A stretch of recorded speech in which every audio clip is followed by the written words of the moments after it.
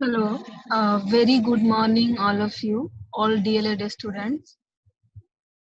आज का जो हमारा टॉपिक है उसका चूंकि हम लोग जो पढ़ रहे हैं वो एजुकेशनिस्ट के बारे में पढ़ रहे हैं, फिलोसोफर के बारे में पढ़ रहे हैं। तो उस क्रम में कल हमने पढ़ा था, कल जो टॉपिक पढ़ी थी वो ये डीवी के बारे में, जॉन डीवी के बारे में पढ़ा था। ओके, और आज का जो हमारा जो एजुकेशनिस्ट हैं वो हैं जिड्डू कृष्णमूर्ति। ठीक है, जैसा कि आप लोग को ये पहले से इन्फॉर्म्ड होगा कि आज आप लोग जिड्डू कृष्णमूर्ति के बारे में पढ़ने वाले हैं। तो जॉन डीवी जो थे वो हमारे क्या थे, वो जो थे वो वेस्टर्न फिलोसोफर थे, लेकिन जो जिड्डू कृष्णमूर्ति हैं वो इंडियन फिलोसोफर हैं, इंडियन एजुकेशनिस्ट हैं।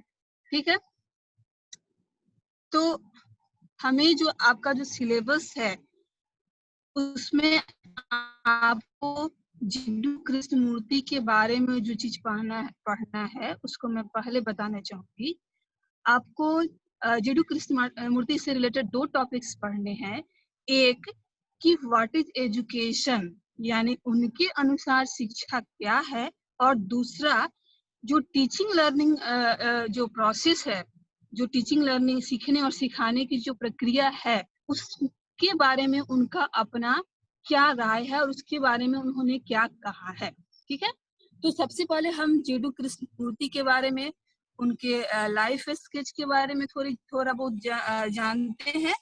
उसके बाद हम अपने जो टॉपिक्स हमारे सिलेबस में पढ़ने हैं उसको कवर करेंगे। ओके, तो जिड्डू कृष्णमूर्ति, जैसे कि मैंने बताया कि वो हमारे देश के बहुत ही बड़े दार्शनिक और शिक्षाविद थे और उस सबसे ऊपर एक आध्यात्मिक पुरुष थे, स्पिरिचुअल मैन। ठीक है, तो उन्होंने उनकी जो स्पिरिचुअलिटी थी, जो कि हमारे भारतीय संस्कृति की पहचान है, हमारा अपना दर्शन है, हमारी अपनी शिक्षा है, उसका आधार जो है, उसका फंडामेंटल जो है वो स्पिरिचुअलिटी है। ठीक है, तो एज यूजुअल चूंकि वो इंडियन है तो उनके जो भी शिक्षा दर्शन है वो आध्यात्मिकता से बहुत ज्यादा प्रभावित है। ठीक है, तो उनका जन्म हुआ था 1895 में और उनका देहांत हुआ था 1986 में। ये इनका लाइफ का ड्यूरेशन है। ओके, जिड्डू कृष्णमूर्ति का जन्म एक तेलुगु ब्राह्मण परिवार में 11 मई 1895 में आंध्र प्रदेश के चिंतूर जिले के मदनपल्ली नामक स्थान पर हुआ था। ठीक है, उनकी माता का नाम संजीवमा एवं पिता का नाम जिड्डू नारायणीय था, जो कि एक थियोसोफिस्ट थे। ठीक है, एक थियोसोफिकल सोसाइटी थी जिसकी स्थापना एनी बेसेंट ने की थी। बहुत आप लोगों ने इससे पढ़ा होगा पहले भी। तो जो उनके पिता थे वो इससे संबंध रखते थे, थियोसोफिकल सोसाइटी से, और वो एक थियोसोफिस्ट थे। जब 10 वर्ष की आयु में उनकी माता का देहांत हो गया तो उनके पिता और उनके जो भाई बहन थे, वो 5 भाई थे, वो लोग सभी के सभी एनी बेसेंट के इनविटेशन पे वो लोग मद्रास के उदयार नामक स्थान पर स्थित जो थियोसोफिकल सोसाइटी का जो एक परिसर था उसमें रहने लगे, और इस चीज का उनके जीवन पे बहुत प्रभाव पड़ा और वो उससे प्रभावित होकर जो उनकी आध्यात्मिक उत्थान हुआ वो वहां से शुरू हुआ और वो आगे बढ़ता गया इसी रूप में। और उनके इस आध्यात्मिकता ने शिक्षा को बहुत ज्यादा प्रभावित किया। उन्हें शिक्षा को एक स्पिरिचुअलिटी की नजर से देखा, एक वो स्पिरिचुअल दृष्टिकोण से देखा और शिक्षा को अपनी तरह परिभाषित किया। तो मैं आपको बता देना चाहती हूँ कि यदि जिड्डू कृष्णमूर्ति, मैं पहले भी बता चुकी हूँ आपको जब जॉन डीवी पढ़ा रही थी, तो जब भी किसी भी यदि आता है एजुकेशनिस्ट के बारे में कुछ भी लिखने, तो first of all your task is to write the biographical sketch और बायोग्राफी और जीवनी ऑफ दैट वेरी एजुकेशनिस्ट और फिलोसोफर और पर्सन। ओके, तो थोड़ा बहुत हम उसकी जो है वो जीवनी के बारे में बताते हैं, उसके बाद आगे बढ़ते हैं। ठीक है। तो अब हम आते हैं कि जो हमारा टॉपिक था, जो हमारा सिलेबस है, उसमें पढ़ना है कि फर्स्ट ऑफ ऑल की शिक्षा क्या है, इसके बारे में उनका क्या नजरिया था। ठीक है।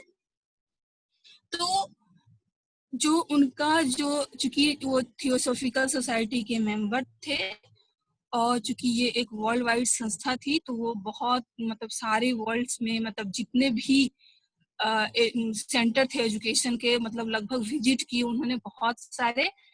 और उन्होंने जब भी उसी क्रम में वो इंडिया के आंध्र प्रदेश में ऋषि वैली स्कूल, उसका भी उन्होंने विजिट किया। और राजघाट एजुकेशन सेंटर वाराणसी, ठीक है, वहां पे उन्होंने विजिट किया। और विजिट के क्रम में उन्होंने वहां के बच्चों से एजुकेशन रिलेटेड बहुत सारे क्वेश्चंस किए करते थे, जैसे कि शिक्षा आप लोग की नजर में क्या है, शिक्षा को कैसी होनी चाहिए, और आपकी शिक्षा में आपके शिक्षक का क्या रोल है, उनकी क्या भूमिका है, और जो आपका लर्निंग इन्वायरमेंट है वो आपके फेवरेबल है कि नहीं। ठीक है। और आपकी शिक्षा का उद्देश्य क्या है, और उस आधार पर वो उन लोगों को अपना राय देते थे कि जैसा कि सब लोगों का शिक्षा जो उस समय था कि शिक्षा का उद्देश्य था एक फ्रेम में फिट हो जाना, जो फ्रेम आपको आपके टीचर्स प्रोवाइड करते थे, जैसा कि आदर्शवादी लोग या फिर आइडियलिज्म में है कि there is no uniqueness of child. इस चीज को वो नहीं मानते थे कि प्रत्येक बच्चे अपने आप में यूनिक हैं, अपने आप में अनोखे हैं, और उनके लिए आप किसी फ्रेम का निर्माण नहीं कर सकते। उनके पास अपना फ्रेम खुद है, आपको उसमें उस फ्रेम में उनकी पर्सनालिटी को डेवलप करनी है।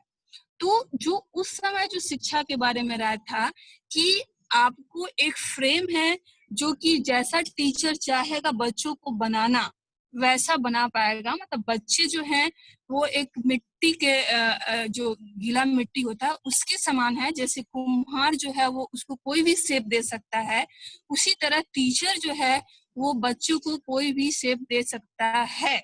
और ये राय जो था उस समय हम कहीं ना कहीं जो इंडिविजुअल डिफरेंस है, जो बच्चों की व्यक्तिगत विभिन्नता है, जो यूनिकनेस है उनकी, उसको हम लोग नजरअंदाज करते थे।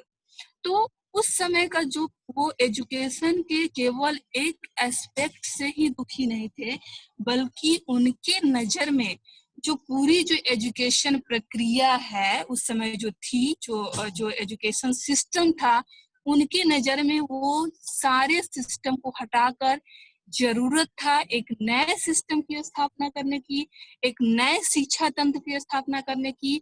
और इसके बारे में उन्होंने आगे भी प्रयास किए। और इस क्रम में उन्होंने एक बुक लिखा, एजुकेशन एंड रिवॉल्यूशन, शिक्षा एवं क्रांति, जिसमें उन्होंने बताया कि शिक्षा किस तरह से क्रांति ला सकती है, और जो हमारी शिक्षा जगत में जो एजुकेशन जो जैसे हम पा रहे हैं उसमें क्रांतिकारी परिवर्तन की आवश्यकता है। ठीक है। तो उनके नजर में शिक्षा का उद्देश्य केवल मतलब स्कूलिंग प्रक्रिया शुरू खत्म हुई, उसके बाद आप कॉलेज गए, उसके बाद कोई डिग्री लिए, उसके बाद जॉब लिए, जॉब के बाद आपकी शादी हुई, सेटल हुए और इस तरह से आपकी लाइफ सेटल्ड हो गई, ये बिल्कुल भी नहीं था। उनके नजर में उन्होंने राइट एजुकेशन यानी सही शिक्षा क्या है उसके बारे में उन्होंने अपना ऐसा मंतव्य दिया था। और जो ये राइट का जो वर्ड है इसका मतलब ये नहीं कि उनका शिक्षा के बारे में क्या ओपिनियन है और उसको इवेलुएट कर रहे हैं, उसका मूल्यांकन कर रहे हैं और उसके बारे में अपनी कोई कंसेप्ट या अवधारणा दे रहे हैं। उनका जो राइट एजुकेशन से रिलेटेड जो चीजें थी उसके बारे में वो 3-4 बातें उन्होंने बोला है एजुकेशन एंड रिवॉल्यूशन बुक में। ठीक है। उसमें एक है, सबसे पहले यदि आप राइट एजुकेशन की बात कर रहे हैं, एक सही शिक्षा की आप बात कर रहे हैं, इसका मतलब कि वैसी शिक्षा जितने भी सेल्फ इंटरेस्ट के मोटिव्स हैं, मतलब कि जो एजुकेटर अपना उनका मोटिव है सेल्फ मोटिव, या तो पैसा कमाना या फिर अपना प्रचार प्रसार करना, या फिर बच्चों का जो मोटिव्स है क्या मतलब अपने जीवन में कुछ अच्छा करना और पैसा कमाना, अर्न करना, पढ़ना इसलिए कि आप मनी अर्न करें। तो जब तक हम इस सेल्फ इंटरेस्टेड मोटिव्स को शिक्षा जगत से अलग नहीं कर पाएंगे, जब तक शिक्षा केवल इसलिए नहीं पढ़ा रहा होता है कि उसको बच्चों में नॉलेज प्रदान करना है, बच्चों को एक नया दृष्टिकोण देना है, और बच्चे इसलिए ना पढ़ रहे हों कि उनके अपने अंदर और बाहर की दुनिया को परिवर्तित करना है, उसमें फ्रेशनेस लाना है, तब तक हम अच्छे और सही मतलब सही एजुकेशन नहीं कर सकते, उसको हम सही एजुकेशन नहीं कर सकते। और ये थोड़ा आध्यात्मिक रूप है शिक्षा का, स्पिरिचुअलिटी का टच है इसमें कहीं ना कहीं उनके सोच में, ठीक है। और दूसरा, उन्हें कहा था कि हम जो सही शिक्षा का मतलब है कि अंडरस्टैंडिंग कॉम्प्लेक्सिटी ऑफ लाइफ, हमारे जीवन की जो जटिलताएं हैं, हमारे जीवन के जो कॉम्प्लेक्सिटी है, उसको समझना, ठीक है। मतलब किस तरह का यहाँ पर फियर है, भय है, आपस में मतभेद है, कंट्राडिक्शंस है, बहुत सारी ऐसी चीजें हैं जो हमारे लाइफ के इर्द गिर्द हैं, और उनको समझना ताकि हम अपने जीवन को समझें। और अंडरस्टैंडिंग लाइफ में दो चीजों को समझना होता है, एक कि आप अंडरस्टैंडिंग योर सेल्फ, आप अपने आप को समझ रहे हैं, क्योंकि हर एक व्यक्ति के अंदर एक साइकोलॉजिकल जो फील्ड होता है, जिसमें उसके चेतना और चेतना, उसकी इच्छा, उसकी अभिलाषा और उसके दर्द, उसके सुख, ये सारी चीजें मौजूद होती हैं। तो उन चीजों को समझना सही वे में, और फिर बाहर जो फिजिकल जो दुनिया है, जो फिजिकली जो इन्वायरमेंट जो उसके आसपास जो मौजूद है, उसको समझना। तो अंडरस्टैंडिंग योरसेल्फ मतलब बच्चे अपने आप को पहले समझे, उनको अपना आत्मज्ञान हो। आत्मज्ञान का मतलब आप लोग पढ़े होंगे कि शिक्षा का एक उद्देश्य होता है सेल्फ रियलाइजेशन, मतलब आपको अपना ज्ञान होता है कि एक्चुअल में आप क्या हैं, व्हाट यू आर, और आपके कौन कौन से साइकोलॉजिकल इंटरेस्ट है, या फिर आपकी साइकोलॉजी क्या है, ठीक है। तो उन्होंने इन सारी चीजों पे जोर दिया। उसके बाद उन्होंने बताया कि हमको शिक्षा का उद्देश्य केवल नौकरी पाना, जीविकोपार्जन करना और लाइफ में सेटल्ड होना ही नहीं है, बल्कि शिक्षा का उद्देश्य होना चाहिए कि हमारे अंदर अपने सराउंडिंग के प्रति एवरीथिंग, मतलब towards everything we should have sensitivity, हमारे अंदर एक सेंसिटिविटी होनी चाहिए, हमारे आसपास की जितने चीजें हैं उनके प्रति। यदि चिड़िया चहचहा रही हैं तो उनके प्रति सेंसिटिविटी होनी चाहिए, यदि आकाश में बादल है तो उनके प्रति सेंसिटिविटी होनी चाहिए, पेड़ पौधे और फ्लावर्स हैं उनके प्रति सेंसिटिविटी होनी चाहिए, हमें अपने प्रति सेंसिटिविटी होनी चाहिए, हमारे आसपास जो लोग हैं, जो इंडिविजुअल्स हैं, उनके प्रति सेंसिटिविटी होनी चाहिए। तो उनका मानना था कि सेंसिटिविटी जो है वो बिल्कुल हाई क्लास इंटेलिजेंस है, और जब तक आप सेंसिटिव नहीं होते आप सभी चीजों के प्रति, तब तक आपको आपके अंदर इंटेलिजेंस उत्पन्न नहीं हो सकता। तो उन्होंने शिक्षा का जो उद्देश्य बताए, और उस समय जो शिक्षा का उद्देश्य था उससे बिल्कुल अलग था, ठीक है।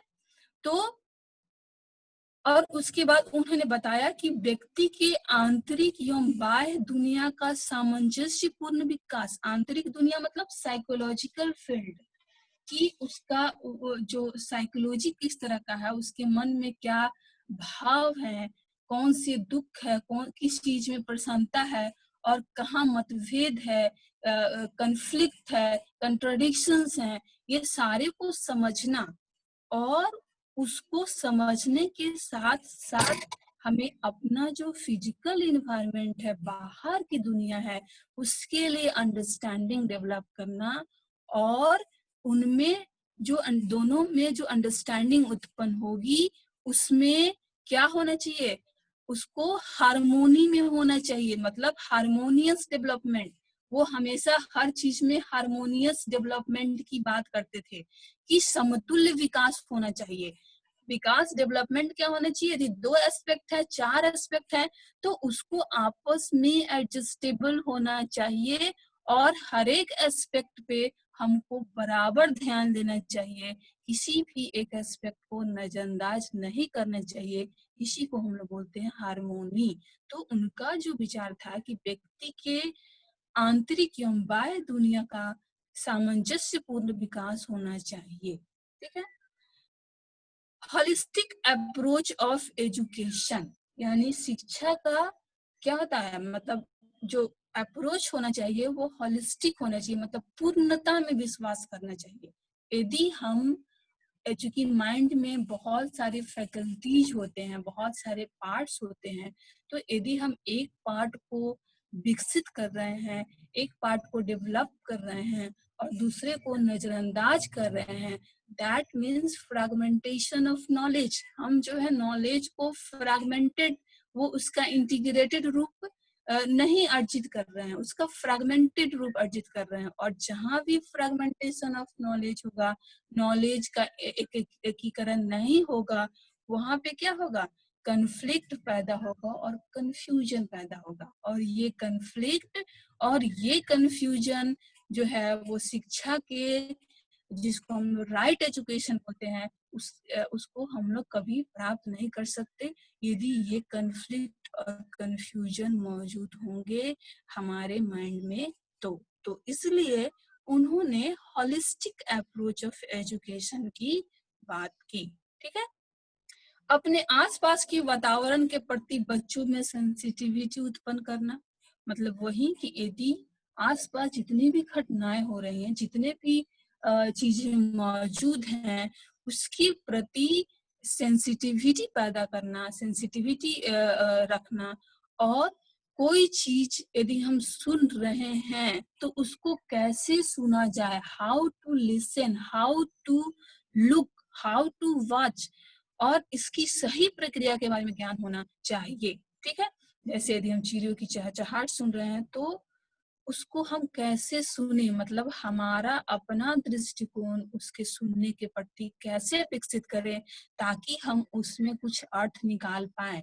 हम यदि आसमान को देख रहे हैं तो उसको देखने का मतलब ये नहीं कि हम ऐसे ही देख रहे हैं और हमारे माइंड में कुछ नहीं चल रहा है। यदि हम उसको देख रहे हैं तो हमारे माइंड में कुछ उसको ग्रहण करने की भी प्रक्रिया होनी चाहिए, उसको समझने की भी प्रक्रिया होनी चाहिए और उसको महसूस करना चाहिए। और ये क्या है, दर्शन है, दार्शनिक दृष्टिकोण उत्पन्न करना, एक सेंसिटिविटी उत्पन्न करना अपने आसपास के चीजों के प्रति। ठीक है। उनके मत में एजुकेशन ऐसा है, होना चाहिए। फिर स्वयं की समझ होना, अंडरस्टैंडिंग ऑफ सेल्फ। और ये अंडरस्टैंडिंग ऑफ सेल्फ मतलब क्या हुआ, हम अपने साइकोलॉजिकल प्रोसेस से जो है हमारे अंदर जो मनोवैज्ञानिक क्रियाएं होती हैं उसको सही तौर पर समझ पा रहे हैं और उसके प्रति हमारे मन में जागरूकता है। चेतन या अचेतन में जो हमारी मानसिक स्थिति है उसको हम सही से समझ पाए और उसके प्रति जागरूक हो पाए। ठीक है। ताकि हम अपने आप को रियलाइज करें, अपना मतलब सेल्फ रियलाइजेशन। तो ये क्या है, एक स्पिरिचुअल एम ऑफ एजुकेशन, आध्यात्मिक उद्देश्य शिक्षा का। और मैं एक बार फिर बता दूं कि हमारे जितने भी इंडियन एजुकेशनिस्ट हैं उनका जो दर्शन है शिक्षा के प्रति, उनका जो शिक्षा दर्शन है वो अध्यात्म से बहुत ज्यादा प्रभावित है। ठीक है। इसलिए उनके जो शिक्षा का उद्देश्य होता है उसमें सेल्फ रियलाइजेशन जरूर होता है, आत्म अनुभव या आत्मज्ञान, self knowledge, self awareness, understanding self जरूर होता है। ठीक है। फिर है maintenance of harmony between order and freedom. तो ऑर्डर और फ्रीडम क्या है, दोनों कॉन्ट्राडिक्टरी चीजें हैं। ठीक है। फ्रीडम मतलब स्वतंत्रता, और ऑर्डर मतलब आपको किसी का ऑर्डर फॉलो करना है। तो फ्रीडम जो है किसी भी चीज को, जैसे आप देखते होंगे यदि कोई फ्लावर खिल रहा है तो वो स्वतंत्र है तो खिल रहा है। यदि कोई जमीन से कोई बीज यदि जन्म ले रहा है तो इसका मतलब क्या, उसको स्वतंत्रता है जमीन को भेदने की।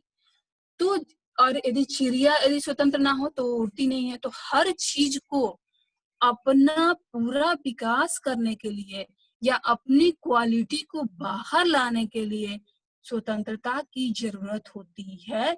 तो हमारी एजुकेशन में भी बच्चों को पूर्ण रूप से फ्रीडम प्रदान करना चाहिए, लेकिन वहां पे हम एक हार्मोनी मेंटेन करेंगे ऑर्डर एंड फ्रीडम में।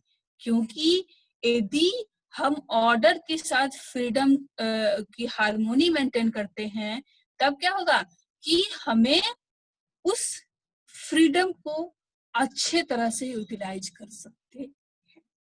ठीक है, तो ये इनका अप्रोच था किसके बारे में, कि शिक्षा क्या है। एक बार इसका ओवरव्यू मैं दे दूं, फिर आगे के जो उनका टॉपिक पढ़ना उस पर आगे बढ़ूंगी कि शिक्षा उनके नजर में पढ़ना, स्कूल में पढ़ना, फिर उसके बाद कॉलेज में पढ़ना, फिर नौकरी प्राप्त करना, शादी करना और अपने जीवन में सेटल हो जाने मात्र से उनका उद्देश्य नहीं था शिक्षा का। ठीक है, उन्होंने उनके हिसाब से राइट ने कल्पना की थी कि सही एजुकेशन क्या होना चाहिए, और उस एजुकेशन में उन्होंने बात की थी कि सही एजुकेशन वही है, ठीक है, जो जिस एजुकेशन सिस्टम में टीचर्स, स्टूडेंट और बाकी जितने भी लोग शामिल हैं वो सेल्फ इंटरेस्टेड मोटिव्स को सीज किए हुए हैं। मतलब वो अपने इंटरेस्ट के लिए उनका सेल्फ इंटरेस्टेड मोटिव उस काम के पीछे नहीं है, वैसा एजुकेशन ही सही एजुकेशन होगा। दूसरा की सेंसिटिविटी टुवर्ड्स एवरीथिंग, उनके अंदर जितनी भी चीजें आसपास मौजूद हैं उसके प्रति संवेदनशीलता होनी चाहिए। ठीक है, फिर अंडरस्टैंडिंग कॉम्प्लेक्सिटी ऑफ लाइफ, मतलब केवल लाइफ में जिंदगी में जी लेना एडजस्टमेंट करके ही शिक्षा नहीं है, बल्कि हमारे जीवन में जो कॉम्प्लेक्सिटी है, जो सॉरो है, जो हैप्पीनेस है, जो कॉन्फ्लिक्ट है, जो कंट्राडिक्शंस हैं, इन सारी चीजों को समझना क्या है, शिक्षा है। फिर क्या, अंडरस्टैंडिंग सेल्फ, अपने आप को समझना। ठीक है, अपने आप के बारे में अवेयरनेस पैदा करना और अपने आप को रियलाइज करना क्या है, सही शिक्षा उनके नजर में है। ठीक है, आप लोग इस पॉइंट को जरूर समझ गए होंगे आई थिंक, कि शिक्षा क्या है के बारे में उनका क्या कहना था, जैसा कि मैंने अभी तक एक्सप्लेन किया। ठीक है, अब जो सेकंड टॉपिक आप लोगों को पढ़ना है कि उनके टीचिंग और लर्निंग के बारे में उन्होंने क्या कहा था, उनकी क्या राय थी, इसको आप लोगों को रेखांकित करना है जो आपके सिलेबस में है। ठीक है, तो टीचिंग एंड लर्निंग के बारे में मैं आपको बता दूं, जैसे कि मैंने बताया कि वो बहुत सारे जितने भी एजुकेशन सेंटर होते थे या फिर स्कूल होते थे और वहां पे वो विजिट करते थे, और वहां पे जो शिक्षा हो रही है, जो एजुकेशनल प्रोसेसेस हैं, उसके बारे में बच्चों से फेस टू फेस इंटरेक्शन करते थे, क्वेश्चंस करते थे और उसके बारे में समझते थे।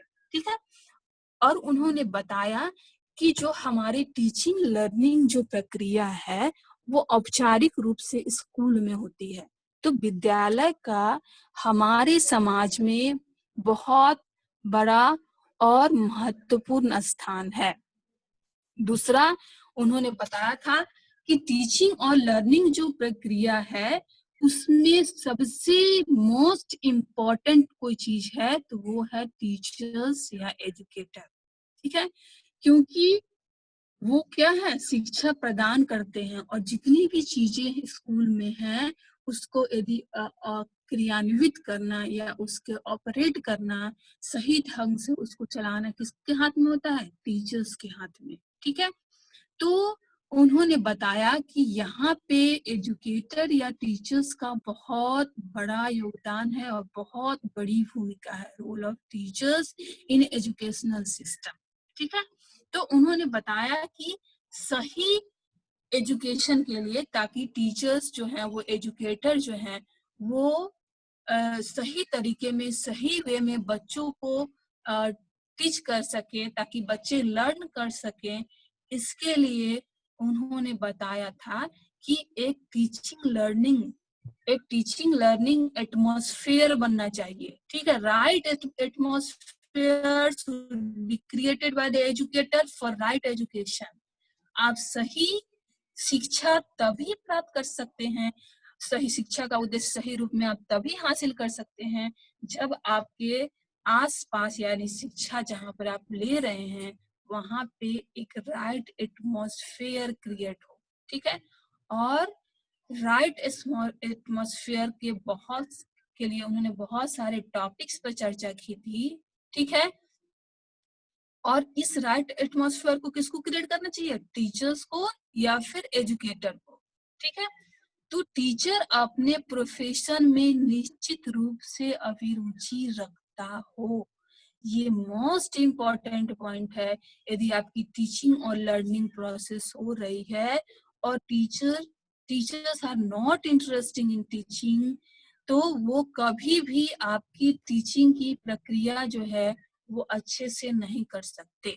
तो टीचिंग प्रोफेशन जो है वो एक एजुकेटर को एज ए इंटरेस्ट चूज करना चाहिए, और ना कि उन्हें किसी मजबूरी के कारण या फिर अपने पैसा कमाने के लिए। ये सारे मोटिव्स तो होने ही नहीं चाहिए, जैसा कि मैंने आपको पहले भी बताया है कि उनकी सेल्फ इंटरेस्टेड मोटिव्स कहीं भी एजुकेशन में नहीं आनी चाहिए, तभी सही अर्थ में शिक्षा ठीक है। टीचर्स स्कूल का सबसे जो महत्वपूर्ण व्यक्ति होता है, और बच्चे का जो फ्यूचर है वो सारा उस टीचर पर डिपेंड करता है। ठीक है, तो टीचर को हमेशा अपने कार्यों में एक डिग्निटी और रिस्पेक्ट महसूस करना चाहिए। ठीक है, इंटरेस्ट के साथ साथ अपने प्रोफेशन में, अपने जॉब में उनको एक डिग्निटी और रिस्पेक्ट फील करना चाहिए। ठीक है, टीचर्स और स्टूडेंट के बीच एक वेवलेंथ, एक फ्रीक्वेंसी होनी चाहिए जो आपस में मैच्ड हो। यहाँ पर वेवलेंथ और फ्रीक्वेंसी मैच करने का है कि यदि दो व्यक्ति की जो बहुत सारे हाव भाव या बहुत सारे आदतें एक दूसरे से नहीं मिलती हैं, उनके सोचने का ढंग, उनके समझने का ढंग एक दूसरे से नहीं मिलता है, वो एक दूसरे को लाइक नहीं करते हैं, इसका मतलब उनकी वेवलेंथ और फ्रीक्वेंसी मैच नहीं कर रही है। दोनों में से आप किसी को गलत नहीं कह सकते, बट दोनों एक दूसरे के लिए गलत होते हैं, because there is no matched frequency और वेवलेंथ बिटवीन। ओके, तो हमें टीचर्स और स्टूडेंट के बीच एक फ्रीक्वेंसी जो पैदा हो रही है टीचिंग लर्निंग के प्रोसेस में, वो हमेशा मैच्ड होना चाहिए, एक जैसा होना चाहिए। ठीक है, फिर टीचर को केवल अपना एकेडमिक सब्जेक्ट ही नहीं पढ़ाना चाहिए, बल्कि उसे संपूर्ण मानव समाज के प्रति जिम्मेवारी का एहसास कराना है। क्योंकि आप बताना चाहिए प्रत्येक इंडिविजुअल को कि यू आर द वर्ल्ड, तुम संसार हो। क्यों? क्योंकि आप एक इंडिविजुअल दूसरे के साथ क्या इंटरेक्शन करते हैं, क्या अंतःक्रिया करते हैं, उससे वो प्रभावित होता है। फिर इस तरह से आगे चेन बन के मतलब पूरा वर्ल्ड, मतलब एक आदमी पूरे वर्ल्ड के जो प्रक्रिया है या बिहेवियर है या फिर जो एक्टिविटी है उसके लिए जिम्मेवार हो सकता है।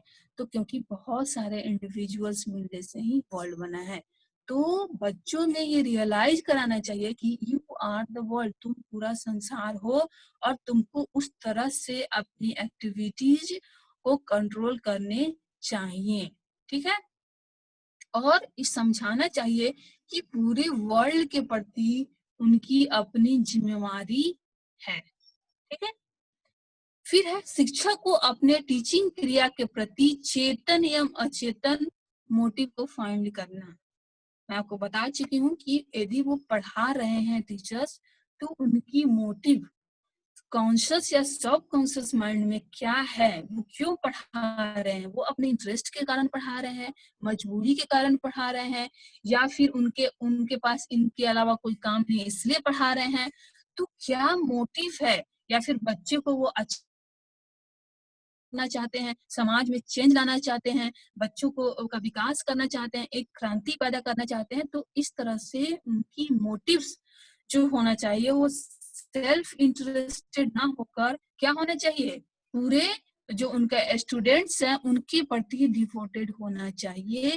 तभी वो अच्छे शिक्षक बन सकते हैं और पार्ट बन सकते हैं किसके, राइट एजुकेशन की, जिसकी चर्चा की थी किसने, जिड्डू कृष्णमूर्ति ने, राइट एजुकेशन। ठीक है।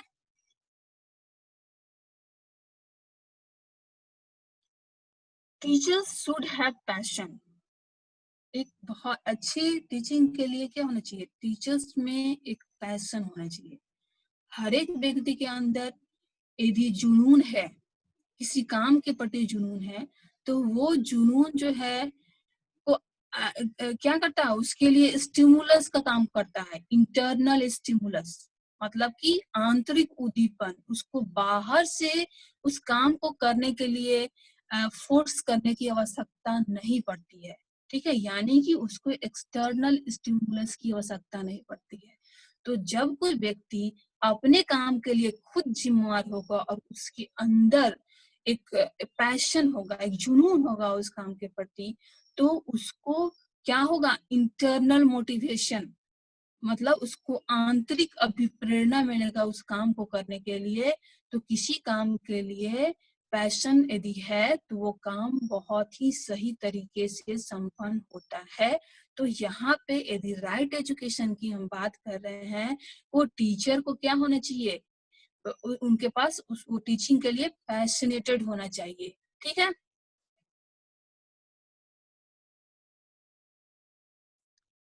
तो जब पैशनेशन होगा किसी चीज के प्रति, तो वो नॉलेज को, स्किल्स को बहुत ही सही तरीके से डिलीवर कर पाएगा बच्चों में।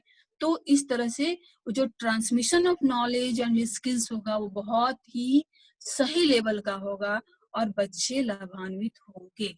ठीक है।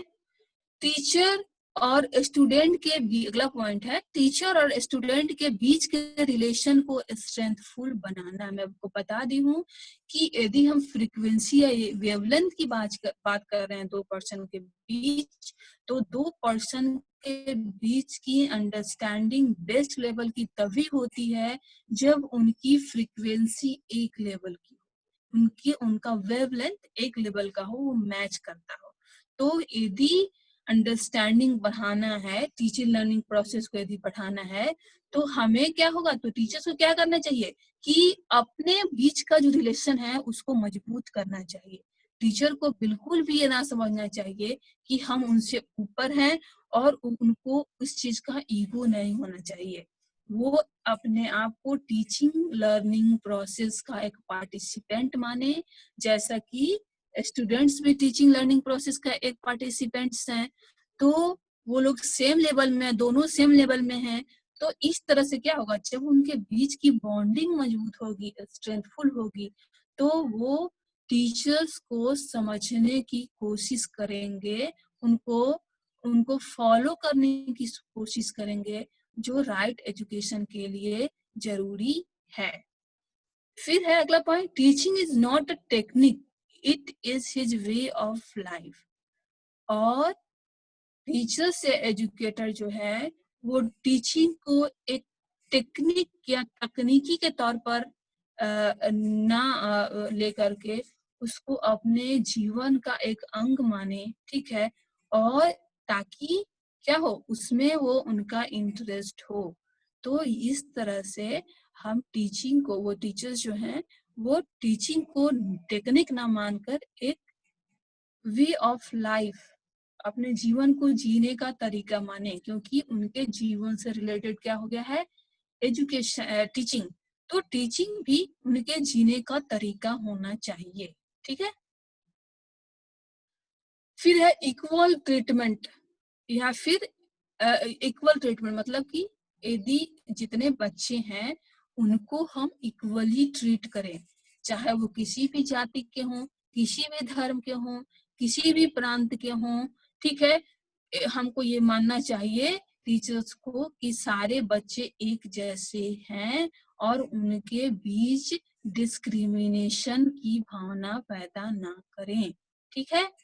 और जो व्यक्तिगत विभिन्नता है, इंडिविजुअल डिफरेंस, उसको कंसीडर करें। जैसा कि क्या होता है, जैसे कि उस समय जो परंपरा थी टीचर्स की कि बच्चों को एक बने बनाए फ्रेम में फिट करना है और उनको उसी तरह से मॉडिफाई करना है, ये चीज ना करके हम लोग उनके बीच का जो यूनिकनेस है, हर एक बच्चा अपने आप में अनोखा है, तो उसके यूनिकनेस को पहचान के और उसके अनुसार हम शिक्षा देने की कोशिश करें, ठीक है। तो हम रूप में जो सही शिक्षा होगी वो प्राप्त कर पाएंगे, ठीक है। अतः शिक्षक को अपने पेशे के प्रति सम्मान एवं गर्व महसूस करना चाहिए, ठीक है। और उन्हें अपने व्यक्तिगत उपलब्धि या सेल्फ इंटरेस्टेड मोटिव्स जैसे कि सम्मान, प्रशंसा, पुरस्कार, इन सारी चीजों से ऊपर उठकर, ठीक है, बच्चों के इंडिविजुअल्स जो हैं उनके जो सही अर्थ में उनको शिक्षित करने का कोशिश करना चाहिए, ठीक है। और उन्होंने जो होल प्रोसेस